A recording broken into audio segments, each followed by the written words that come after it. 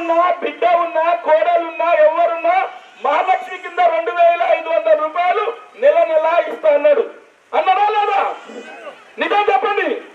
వస్తున్నాయా మన ఆడబిడ్డలకు?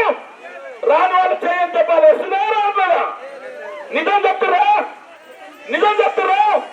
ఎక్కడ 2500 రావట్లేదు. రెండో మాట చెప్పిన మనకి ఎకరాలో 2 ఎకరాలు 3 ఎకరాలు 5 ఎకరాల పొలం ఉండే. పొలం ఉంటే కేసీఆర్ గారు అయ్యా 12,000 ఇస్తున్నాడు, నేను 15,000 ఇస్తా అని చెప్పిండు రైతు బంధు. ఉన్న రైతు బంధు నెగ్గొట్టిండు 4 సార్లు. రైతు బంధు పెంచలే, రైతు బంధు చేయలే. మా ముసలిలకు మోసం చేసిండు. కేసీఆర్ ఇచ్చినటువంటి 2,000 రూపాయల పెద్ద పెన్షన్ ఆయన 4,000 పెంచుతా అని చెప్పిండు. అన్నారా లేదా? 4,000 మన ముసలిలకు వస్తున్నాయా?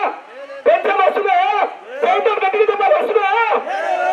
మరి చూడండి, తగుల్బాజీ మాటలు, మోసపు మాటలు, అబద్ధపు హామీలు, మనుషులను మోసం చేయడం. మళ్ళీ వచ్చి ఇప్పుడు చెప్తారు సందులో కాంగ్రెస్ నాయకులు ఏం చెప్తారు?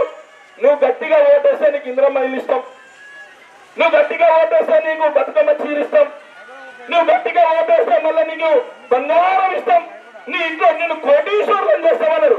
మన దాంట్లో కోటీశ్వరులు అయిరా? మా అన్ని విషయాలు, చాలా విషయాలు